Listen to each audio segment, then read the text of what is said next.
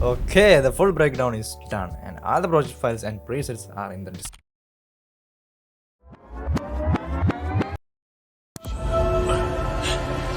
Alright, that's the edit we are recreating. You already know who made it and what edit this is. So let's cut the crap and let's jump right into it. This is episode 4 of the breakdown series where I basically break down real projects in After Effects from scratch. Now, if you saw the last breakdown, which happened to be from the same creator, I only covered 5 seconds. Yeah, just 5 seconds. But even with me talking faster and cutting the edit as tight as possible, the video still ended up 22 minutes long, which is insane. And it also took a lot of my time and effort to pull it off. And one of the biggest time consuming part of making that video was finding the clips. Luckily, I had support this time. Okay, for context, I started Discord server, mentioned in my last video, and around 80 people also joined. And I introduced this thing called Clip Hunt. Basically, I announced the next breakdown, and the people in the community finds the clip for me. For this breakdown, within minutes of announcing it, they not only identified the exact scenes, but even shared the highest quality clips. Huge shout out to Griffith. Hope I'm saying that right. And Kaisen for contributing. So yeah, 5 seconds, 4 scenes. Just like the last time, I'm splitting this breakdown into 4 parts. One for each scene. Let's start with the first one. Okay, I got all the footages here and it's all pre-composed, and this scene is from season 2 episode 3 of the Squid Game series. In fact, all the shots in the first 5 seconds are from that episode. So just like the last breakdown, we'll start by comparing the original footage with the edit and point out the main surface level changes. For example, we speed up the middle part of the camera tilt toward the back of the jacket, where the number is, using time remapping.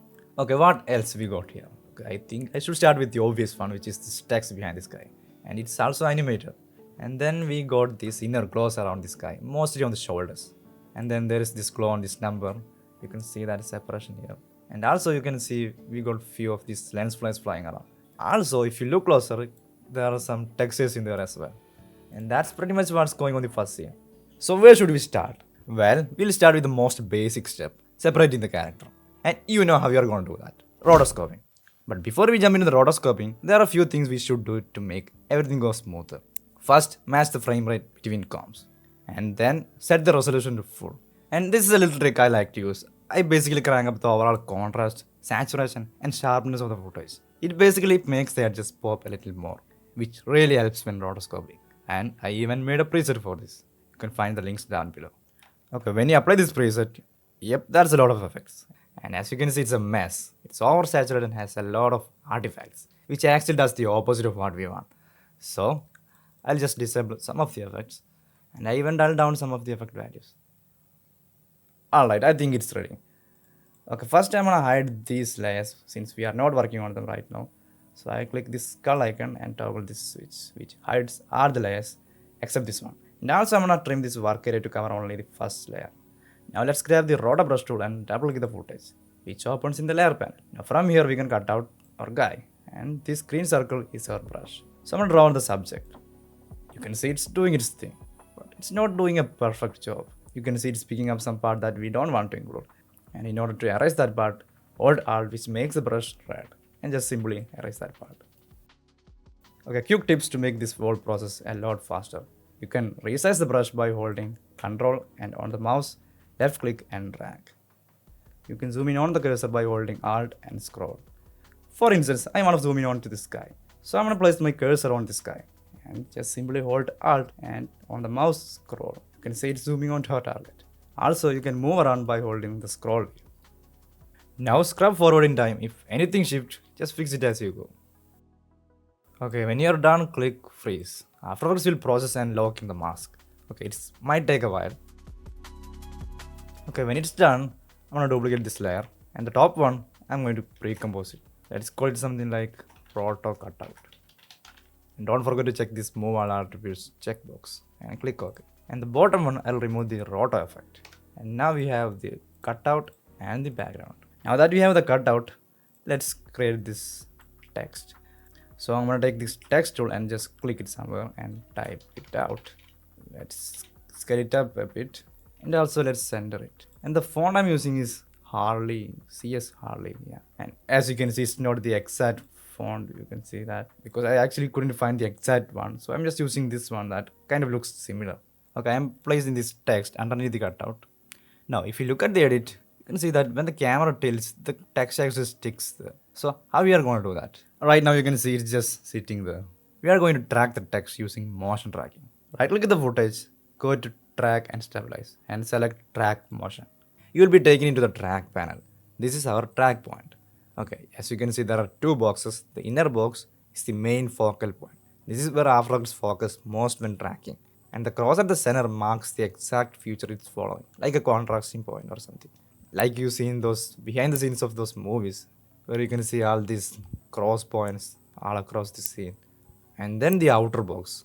The outer box defines the search area. This is the range AI looks in to find the pattern to basically gather more data. Our job is to pick a high contrast, trackable point and take the inner box and point out to that part. Okay, I look for something that stands out from the rest, a contrasting area. Okay, I think this spot will work. I'll move the track point there and make the box a bit smaller since we don't need extra surrounding data. Next, I'll go to the track panel and move forward in time, frame by frame. You could click the play icon to do it automatically, but the tracker can make mistakes. So we need to check closely for any shift in the track point. Okay, let's move forward. Okay, at this frame, like I said, the track point misaligned. Okay, you don't have to do much, just move the track point back to where it was. Let's keep move forward. And if you see any misalignments, repeat the same process. Once the tracking is done, we need to store this data somewhere. So I'm gonna create a null object. Let's call it track data. And in the track panel, I'm gonna transfer this tracking data to the null we just created. So I'm gonna click edit target and choose our null. And click OK. And finally click apply. A pop-up will appear, you don't have to do anything, just click OK. Now if you look at the null object, I'm gonna press the shortcut U which bring up the keyframes if there is any. And you can see that there is a bunch of keyframes on the position property. And also, if you look at the null object here, it's tracked along with our footage. Now the last step is to parent our text to the null. And look at that, it's perfectly tracked there. Let's align the text properly. Okay, now that we are at the text part, let's get it over with anything that's happening to the text. There's this flicker animation and also there is this spacing between letters. Okay, let's start with the flicker animation. First I'll solve our text layer so we can just focus on it. And I'll go inside the text and click this little animate icon and add opacity. That adds a text animator. Inside the animator, you can see our opacity property and a toggle called range selector. Inside that, you can see three key controls: start, end, and offset. The range selector is basically like a highlighter. You can select parts of the text and only that selection get affected by the animator. And don't underestimate these three. They can do way more than you'd expect. Okay, to keep it simple, the start decides where the highlight begins and decides where it finishes. Offset shifts the whole thing around. So how do we make the text flicker? For that, first I'll lower the opacity to 0 and then add a keyframe on the start property at the beginning. And after a couple of frames, I'm gonna increase it to 100%. That gives us a simple revealing animation. But how do we make it flicker? For that, we need to make this revealing random. So open up the advanced toggle. And at the bottom, you can see randomize order. Okay, the text is cut off from the middle, but it's randomized order. Just simply turn it on and we got our flicker revealing animation. Next, let's create the spacing animation. So just like we added the opacity, we are gonna add tracking. Now that adds another animator. Let's label it properly so we don't confuse it. Now inside the animator, we have the same range selector toggle with the same three properties. It acts just like the one we have with the opacity. This tracking amount, this is our guy. When I increase it, you can see it's spacing out, but it's spacing from the left side. According to the edit, it's actually spreading from the center. It's just a matter of changing the anchor point, not the main anchor point. Each text has its own inner anchor points. Okay, you don't have to do much, just go to the paragraph panel and click this center text. That will reposition itself and all we have to do is just center it back. Now, if I increase the tracking amount, you can see it's spreading from the center. Let's create a keyframe at the start. Let's put it like 300. And after a couple of frames, reset it to 0. Okay, maybe not 0. We need a little bit of tracking there. So let's put like 20. Okay, small detail I forgot to mention that. You can see there are 3 keyframes there. And I actually removed the keyframe from the start property and instead I animate the offset, which actually gives us the randomized flicker animation. Yeah, that's about it. So let's ease these keyframes and let's go to the graph editor and make sure we are on the feed graph and select this keyframe and make the start of the animation a little bit faster. Also, let's bring up the scale property and create a keyframe and move this keyframe a bit forward and scale it up a bit. Again, ease those keyframe and in the graph editor, speed up the start of the animation. And that would give us something like this. With that, the text part is completed. Now let's jump on to the start of the movement, this scale out animation with the lens distortion. So I'll create a new null object and parent all the layers to it. Okay, don't parent text layer to the new null because it's already parented to the track data null. And if you do, the text loses the tracking. You need to parent the track data to the new null we just created instead of the text layer. Now select the null and open up the scale property and create a keyframe. Let's move this keyframe to where the animation ends. You can bring a reference here and put it on top of all the layers, but I already know where it ends, so I'll just move there. And at the start, increase the scale to nearly 300. Easy is the keyframe, and in the graph editor, speed up the start of the animation. Okay, we completed the first piece of the puzzle. Now let's move on to the lens distortion. So I want to create an adjustment layer and apply the optic compensation effect. And check this reverse lens distortion checkbox and create a keyframe on the field of view. And move this keyframe a little bit forward. And in the start, let's increase the field of view up to 100. Let's easy those keyframe, and in the graph editor, again speed up the start of the animation. Okay, I just realized that I didn't get rid of the pre-roto effect I applied before rotoscoping. I completely forgot about that. So by pressing the shortcut Ctrl plus Shift E, you can remove all the effect at once. Let's go back to the main comp. Now, if you take a look at the edit, at the start, all you see is the text. The background is completely black. Also, the reveal is in linear, like a simple opacity animation. You start from the center and spread outwards, with the bright areas appearing first, then the rest. To get something like this, we'll apply the CC vignette effect and animate the amount value for the center reveal. For the overall reveal, we are going to use the levels effect. Create a keyframe on the histogram and move it forward a few frames. At the start, slide the right pointer in the histogram to the left. And for contrast, you can tweak the RGB pointers in the graph. And that's it. We completed the start animation and the effects. Now, what next? What do we have here? Okay, the number on the jacket. He added some gloss to it. Around this frame, you can see a separation in the number text. Almost as if we slapped a text on top of the footage. Okay, I'm not 100% sure, but I figured that if we just cut out the text from the jacket as a separate layer, we can add the glow or whatever we want to that layer. So how are we going to cut that out? Well, rotoscoping. I'll duplicate the cutout layer. Let's call it text 001 and solo it. Then grab the rotor brush tool and double click the layer. I hope I don't have to go through this again since you already know it. Okay, the rotoscoping is done. Now if you zoom in, you will see a bunch of jagged edges, aka aliasing. We need to clean that up. In here, you can first increase reduce chatter to 100%. Increase the feather a bit and finally tweak the contrast slightly. Now look at it, smooth and clean. Now, even though we have the number as a separate layer, we can't just apply a glow effect straight away yet, because as you can see, it's very dim. If you apply the glow effect directly, it barely does anything.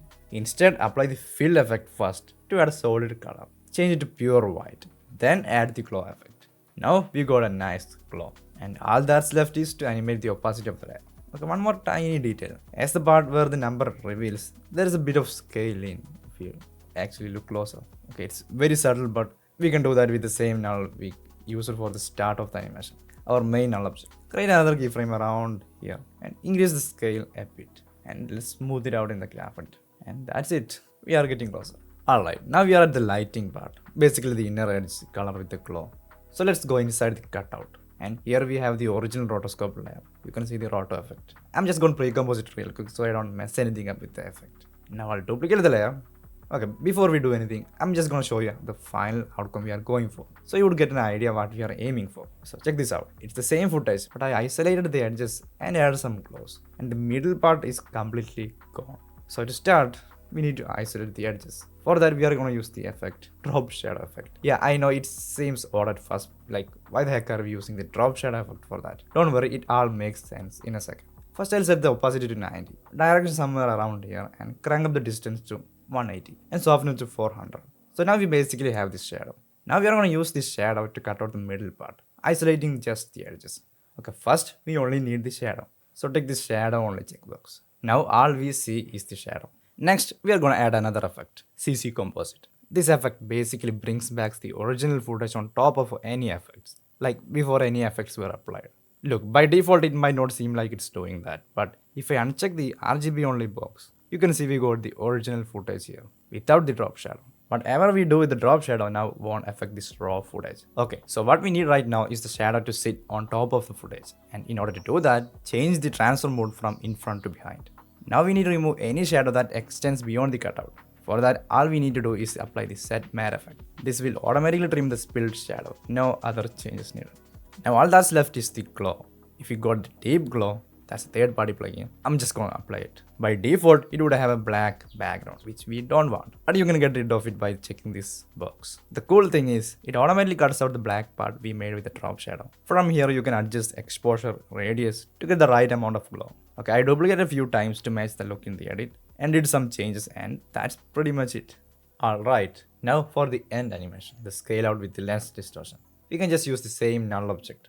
Head to the end of the clip and drop the scale down to 94. And with the graph editor, speed up towards the end. So, for the lens distortion, at first I thought he just used the same optic compensation, but looking closer, I think it's actually warp with the style set to fisheye. So let's create an adjustment layer and apply the warp effect. Set the style to fisheye and create a keyframe on the bend property, starting at 0 and at the end of the clip, lower it to -40. And that's all there is to it about the distortion. Okay, we are almost finished here. Just a few extra tiny details, like these lens flared streaks moving around, the texture and the black bars. Okay, let's start with this lens streaks moving around. The best way to make something like this is with the optical flies plugin from Video Copilot. But the catch is, it's not free. But there's another way. You can just grab some free streak PNGs from online and use those instead. I'll drop a few in the project files for you. Now, if you do have the plugin, it would be a lot easier. Just make a solid layer and apply this optical flares effect and hit the options button. That'll open up a new window. And this is where all the magic happens. By default, you'll see a basic lens flare in there. But we don't want that. We only need the streak. So first clear everything out. You can delete each element one by one or just hit this toggle up here, select clear all and confirm it, and now we are working with the blank setup. From here, just add this streak. Once it's in, you can tweak it however you like. Scale, brightness, rotation. If you scroll down, you'll see even more controls like length and thickness. I'll shorten it a bit and slim it down, and once you're happy with it, hit OK. Now it's on the comp, but the black background is still there. Okay, it's an easy fix. Come all the way down the effect. Change the render mode from on black to on transparent. And just like that, the background is gone. You could also change the layers blending mode to screen. All the same. Now let's animate it. You see that point in the center of the streak? That's the one you can use to move it around. It's this property that's doing that. At the start, push the streak off screen to the left. And then by the end of the clip, move it all the way across to the right. If you watch the edit closely, the streak isn't just moving, it's also changing color. You'll see a color picker right here. Let's create a keyframe on that. Start it off with a blue tint, and then as it moves across the frame, shift it into more of an orangish color. And that's pretty much it. From there, you just duplicate the streak a couple of times and make some small tweaks. Maybe change up the length, adjust the thickness, and so on and so forth. Now for the texture, you can see some of it around here in the edit. There are tons of free textures out there. You can just grab one and drop it. I'll drop some links to the best free high quality texture sites in the description. So once you imported it, change the blending mode to screen. Depending on the texture, you might want to tweak it a little with the curves or levels to get most out of it. Honestly, this one's already looking good. And we only need parts of the text, so we can mask it. And then we need to make the texture a bit of blue. We can do that with a tint effect. And we need to make it really subtle. So we are going to lower the opacity a little bit and animate it. Now all that's left are the black bars. So I'm going to create a solid layer. Let's call it black bars. And apply the CC Jaws effect. And change the shape to block and lower the height to 0. And simply animate the completion property. Look at the reference and follow along with it. And finally, there is this white line animation. Okay, there are a lot of ways to do it, but the simple and easiest way to do is with our same CC Jaws effect. So I'm gonna create a solid layer. Let's call it white lines. And make sure to put the color to pure white. And click OK. And apply our CC Jaws effect. Let's solve this layer. And change the shape to block. And lower the height to 0. And with the completion property, you can decide the thickness of these lines. Let's put it like 98. And then bring up the scale property. And unlink these two values and create a keyframe. If you lower the first value, you can see that's what we want. So let's move this keyframe forward and put it to 0. Let's ease this keyframe, and in the graph editor, make sure we are on the value graph, and I'm going to speed up the start. And then open up the opacity and create a keyframe. And at the end, at the last scale keyframe, lower it to 0. You can easy if you want, and we got this animation. Okay, one final detail. If you look at the edit, you can see that its color is also changed into a more of a reddish color. We're going to do it with the fill effect. Starting from white, let's create a keyframe on the color property, and at the end change it to a reddish color. And that's pretty much it. Wait a minute, we are nearly at the 20-minute mark. Oh man, I'm really sorry to say this. I have to end this video here. You probably noticed I rushed a bit towards the end. Yeah, I had to. But don't worry, I'm not leaving you on a cliffhanger. You can grab the project files below and explore the rest yourself. And leave a comment if you want a part 2 for this. And on a final note, if you have been following me for a while, you probably know I've been working on something for months now. Actually, a lot of you have been sliding into my DMs asking if I have any course or coaching program. And honestly, many of you wanted me to teach each one of you personally. As you can guess, that's kind of impossible for me to do. So I decided to build something that would actually help you level up. A playground where you can turn yourself from just a fan editor into a motion designer who can actually land clients and have value in the market. I hate to even call this a course. Yes, it's structured like one, but I'm designing it more like a video game. You'll have to play the game from the start. Not just watch how to ride the bicycle, but actually ride it. Each lesson unlocks skills, techniques, and styles. And every level gets you closer to creating this final animations like these ones. Like, I'm trying not to spill too much here, but since so many of you ask how I make these kind of animations in my videos, well, this is the answer. Join the waiting list below to get notified the moment it launches. That's all I have to say. I'm out.